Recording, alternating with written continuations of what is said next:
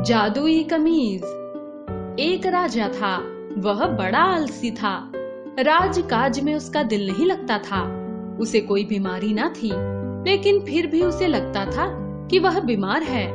शाही doctor उसका इलाज करने के लिए पहुंचे। डॉक्टर ने राजा को कहा, आप तो भले चंगे हैं। यह सुनकर राजा को बहुत गुस्सा आया। राजा ने मंत्री को हुक्म दिया कि इसे शाही डॉक्टर के पद से हटा दिया जाए। इसे कोई ज्ञान नहीं है, यह मुफ्त का वेतन लेता है। मंत्री ने एक और डॉक्टर को बुलाया। लोग बहुत दूर दूर से उससे इलाज करवाने आते थे। उसने भी कहा कि राजा को कोई रोग नहीं है, वे भले चंगे हैं।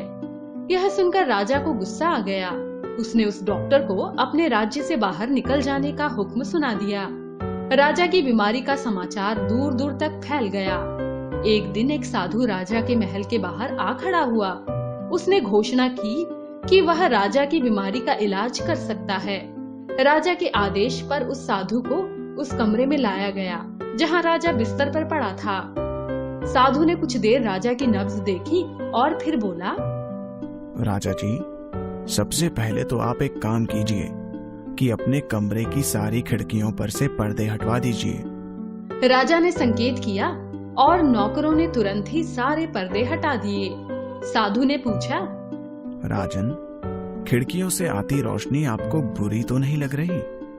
राजा ने कहा कि नहीं, अच्छी लग रही है। साधु बोला, महाराज, इसका अर्थ है कि मेरी दवाई आप पर असर करेगी।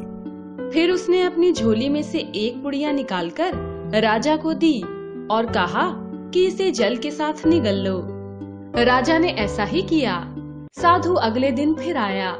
राजा को दवा की पुड़िया दी और बोला, महाराज, मैंने आपकी बीमारी की चर्चा अपने गुरुजी से की थी। गुरुजी ने कहा है कि यह बीमारी बड़ी विचित्र है और इसका एक ही इलाज है। आपको एक उपाय करना होगा। क्या उपाय है? उपाय ज्यादा मुश्किल तो नहीं? राजा ने पूछा। नहीं, मुश्किल तो नहीं है, लेकिन मुश्किल हो सकता है। साधु बोला। उसने बताया कि राजा को एक रात ऐसे व्यक्ति की कमीज पहनकर सोना होगा जिसे कोई दुख ना हो और जो हमेशा खुश रहता हो, लेकिन वह व्यक्ति इस राज्य में ही रहता हो। यह तो कोई मुश्किल काम नहीं है, राजा ने कहा। राजा ने तुरंत अपने मंत्री को बुलाया। जब राजा ने उसे अपनी कमीज लाने के लिए कहा तो वह सोच में पड़ गया। कारण पता चलने पर बोला, महाराज, माफ कीजिए, आपकी तबीयत ठीक नहीं है। मैं तो इस बात से ही बड़ा दुखी हूँ।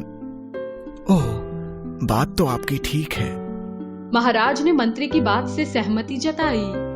महल में कोई भी व्यक्ति खुश न था। अगर कोई खुश था भी तो वह मुसीबत में नहीं फंसना चाहता था। सबने चापलूसी करते हुए यही कहा कि वे राजा जी की बीमारी के कारण बहुत दुखी हैं। साधु अगले दिन फिर आया।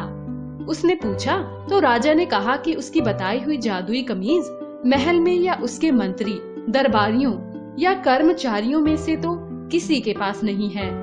साधु ने कहा, चलो फिर इसकी तलाश अपने राज्य में की जाए। लेकिन राजन, आपको एक बात का विशेष ध्यान रखना होगा। जादुई कमीज की तलाश में अपने विश्वास पात्र कर्मचारियों को ही भेजना जो सच्ची बात कहने की हिम्मत रखते हो। राजा ने अपने विश्वास पात्रों को बुलाया। साधु ने उन्हें समझाया कि उन्हें जो जादुई कमीज ढूंढ कर लानी है वह किसके पास मिलेगी। साधु ने यह भी समझाया कि उन्हें हर रोज आकर राजा जी को सारी बात सच सच बतानी है। यदि उन्होंने झूठ बोला तो उन्हें लकवा हो जाएगा। राजा के विश्वास पात्र 10 टोलियों में महल से निकल पड़े। राजा ने साधु से निवेदन किया कि वह तब तक महल में ही रुका रहे जब तक जादुई कमीज मिल नहीं जाती। साधु ने राजा की बात मान ली, पर उसने कहा कि राजा जी, अच्छा होगा कि आप अपने कमरे की खिड़कियां भी खुलवा दें। राजा ने ऐसा ही किया।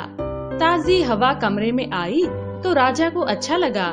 उसे लगा कि वह ठीक हो जाएगा।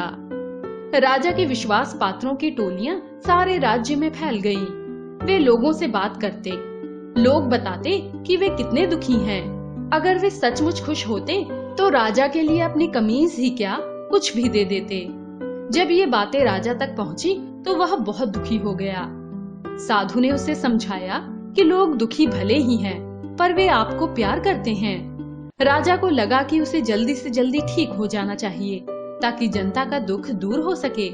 उसने साधु को अपने मन की बात बताई।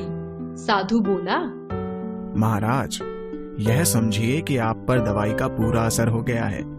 बस आज कल में जादुई कमीज मिल जाएगी, फिर आपकी तबीयत भी ठीक हो जाएगी और जनता के दुख दर्द भी मिट जाएंगे।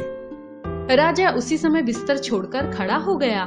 उसने मंत्री को बुलाकर आदेश दिया कि प्रजा के हित के लिए जो काम शुरू हुए थे उन्हें रोका ना जाए, और यह भी कहा कि कल सभी दरबारियों को दरबार में हाजिर होने के लिए कहा जाए। अब आप बिल्कुल स्वस्थ हैं महाराज, साधु ने कहा। हाँ, मुझे भी ऐसा ही लगता है। मैं स्वस्थ नहीं भी हूँ तो कोई फर्क नहीं पड़ता।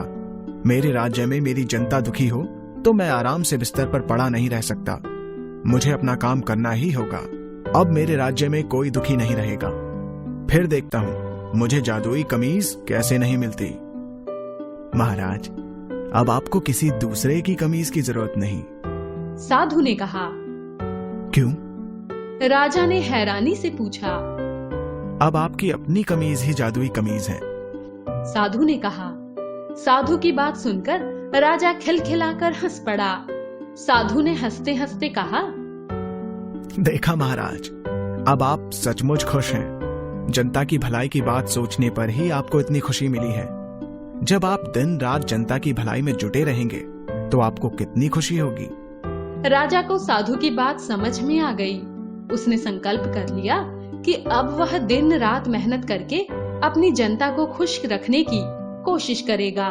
ऐसा सोचते ही राजा को लगा कि उसकी सारी बीमारी चली गई।